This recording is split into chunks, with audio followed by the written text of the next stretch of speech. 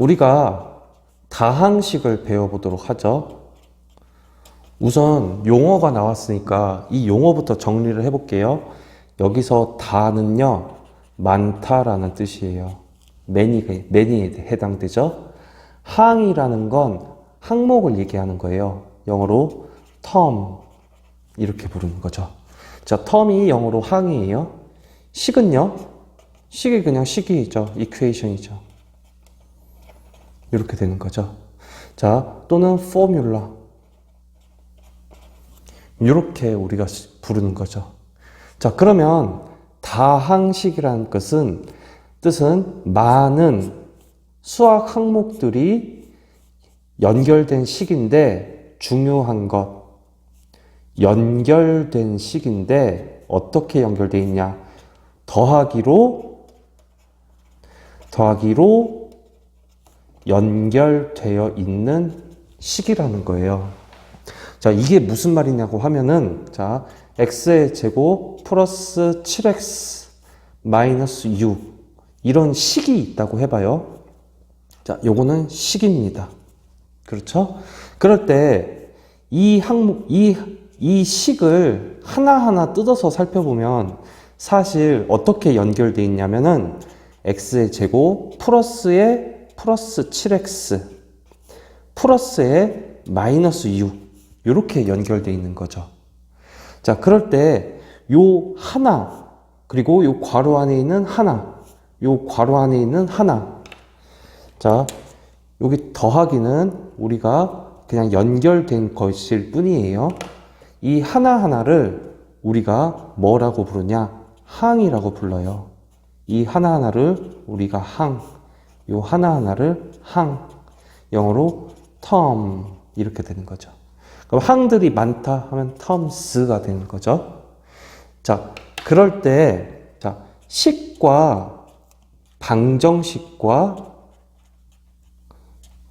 함수와의 형태는 지금 우리는 의미를 얘기하는 게 아니라 형태를 얘기하는 겁니다. 의미를 얘기하는 게 아니에요.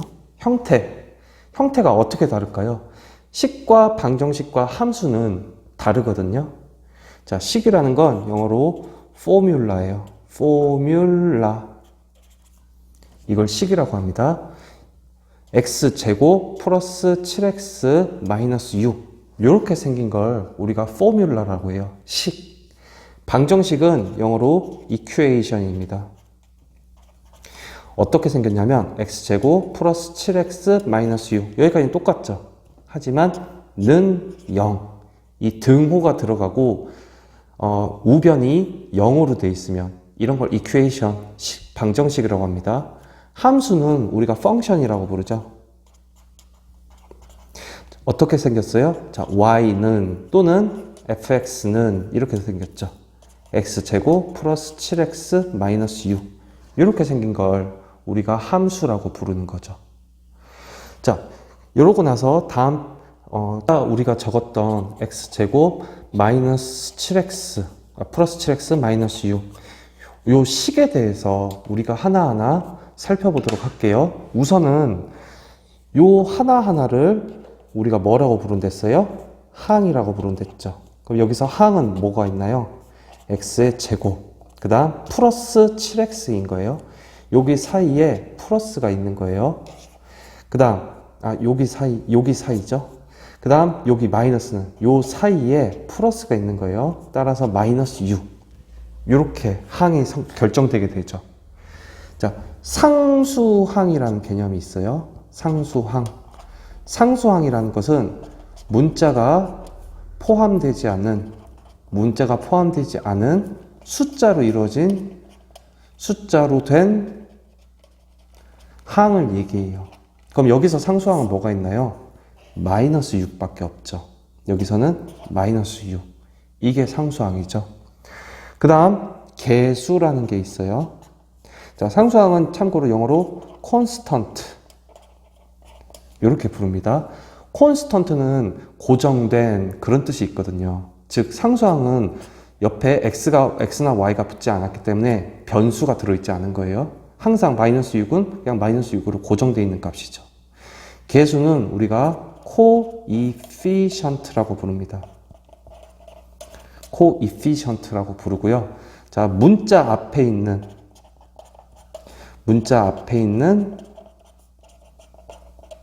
숫자를 의미합니다. 그럼 여기서 x의 제곱 앞에는 개수 1이 생략되어 있는 거예요. 그리고 여기서 이쪽에서 7x는 요 부분이, 자, 문자 앞에 있는 게 바로 개수가 되는 겁니다. 그 다음에 우리가 다항식이 있으면, 다항식은 정의가 뭐예요? 항이 플러스로 연결되어 있다는 거죠. 우리가 단항식도 있어요. 단항식이라는 건 이게 하나란 뜻이거든요. 단위, 우리가 단수 복수할 때 그 단위거든요. 이게 한 개로 이루어진, 한 개의 항으로 이루어진 식을 의미합니다. 예를 들면 2xy 이런 거죠. 이거는 이 자체가 하나의 항이 되거든요.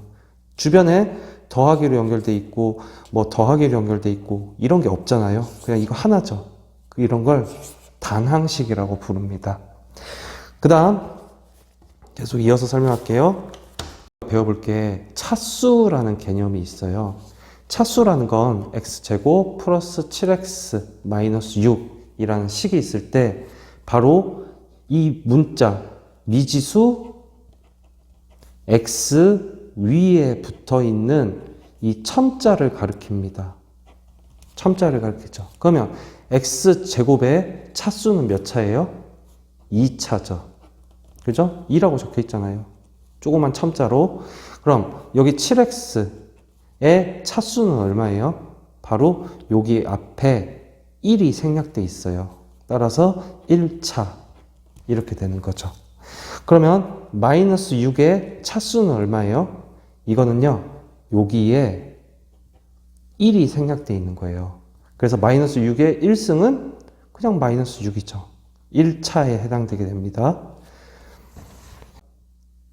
동류항에 대해서 설명을 해볼게요. 동류항이라는 것은 문자와 플러스 차수가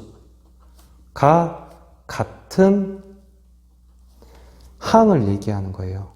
문자와 차수가 같은 항.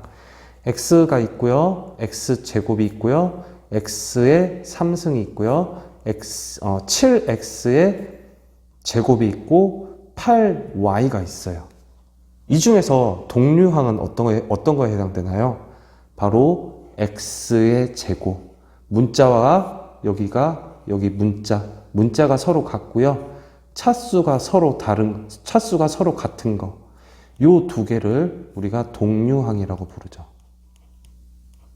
자, 항상 문자와 그리고 차수가 서로 같은 거예요. 자, 그러면 얘하고 얘는 차수는 서로 같죠. 여기가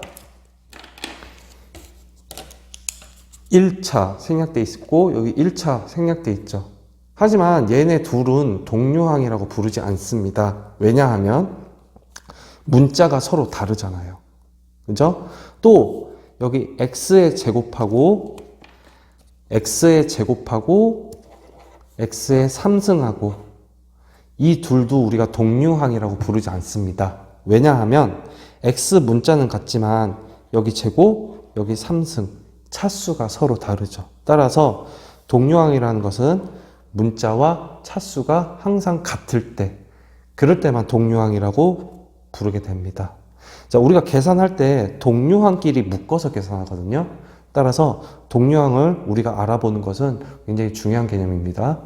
자, 그 다음으로 설명할 용어가 뭐냐면 내림차순이라는 개념이에요. 내림차순. 자, 이 말은 무슨 뜻이냐면 거꾸로 해석해야 됩니다. 거꾸로 해석해야 돼요. 거꾸로. 무슨 말이냐면, 자, 여기서부터 해석하는 거예요. 차수의 순서를 내려라.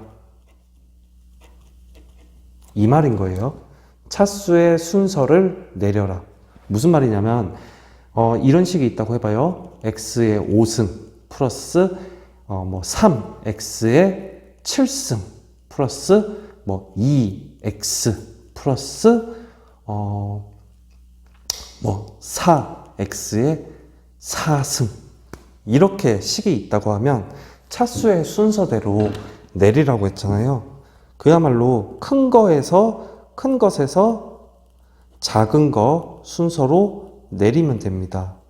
그러면 여기서 제일 큰 게 바로 이게 차수가 제일 크죠? 3x의 7승 더하기 x의 그 다음 큰 거 5죠.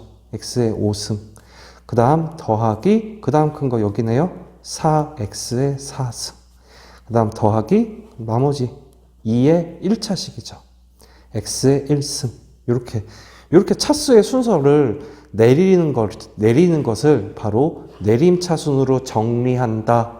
그렇게 우리가 부르게 됩니다. 자, 이렇게 해석하면 돼요.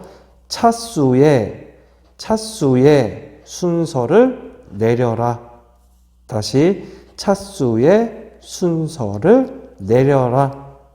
어렵지 않죠? 이어서 할게 오름차순이라는 뜻이에요.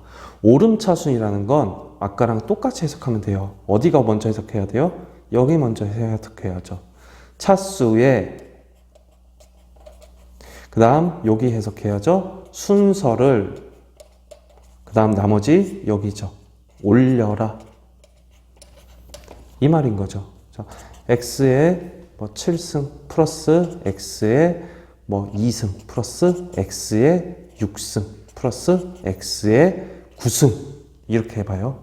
그러면 차수의 순서를 올려라는 뜻은 무슨 뜻이냐면은 낮은 것에서 높은 쪽으로 그냥 올려주면 돼요. 그럼 제일 낮은 게 뭐예요? 얘죠. x의 제곱. 그 다음 낮은 거 얘죠. 플러스 x의 6. 그 다음 낮은 거 여기 플러스 x의 7승. 그 다음 낮은 거 x의 9승. 어때요? 차수만 놓고 볼까요? 2, 6, 7, 9 이렇게 차수가 올라가죠. 자, 내림차수는 차수의 순서를 내리는 거예요. 높은 곳에서 낮은 차수로 내리는 걸 내림차순이라고 해요. 올림차수는 차수가 낮은 곳에서 차수가 높은 곳까지 올리는 거. 이때 연결은 다 무엇으로 한다? 더하기로 연결한다. 이렇게 하면 이번 단원 공부가 다 끝난 겁니다. 자, 마지막으로 하나 더. 마지막으로. 우리 중학교 때도 배웠는데 교환법칙, 결합법칙, 그다음 분배법칙 이런 거 배웠죠. 자, 교환법칙에 대해서 설명하면 이렇게 해볼게요. 2 더하기 3이나 교환을 해볼게요. 요렇게 자리를 바꿔볼게요. 3 더하기 2나 똑같죠. 이게 덧셈에서의 성질이에요. 서로 자리를 바꿔도 덧셈은 항상 성립한다. 결합법칙은요. 자, 2 더하기 3 더하기 4라는 게 있어요. 그러면 요렇게 먼저 계산을 해볼게요. 괄호 먼저 계산해야죠. 2에다 3 더하면 5, 5에다 4 더하면 9 나오죠. 이것은 뭐와 같아요? 2 더하기 3 더하기 4일 때 요렇게. 자, 괄호를 이동해도 더하기에서는 여기 한번 계산해 볼게요. 7이죠. 거기다가 2 더하면 얼마예요? 9죠. 즉 괄호를 이동해도 더하기끼리는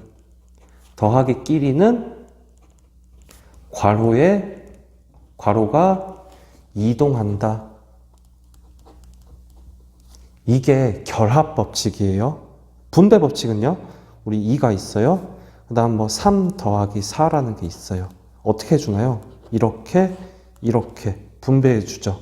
그래서 이렇게 곱하기로 연결되면 2 곱하기 3은 6 플러스 이렇게 어떻게 돼요?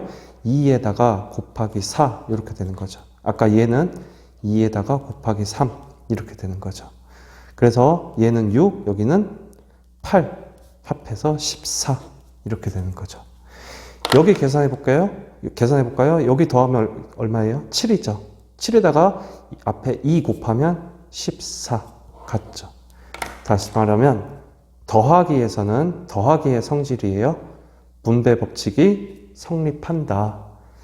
자, 요거는 지금까지 한 것은 중학교 때 배웠던 것에 대한 그냥 정리에 해당되는 것이고, 이후에 나오는 문제도 항이나 차수가 조금 높아지고 복잡해질 뿐이지 사실 중학교 내용 그대로입니다. 자, 잘 따라오세요.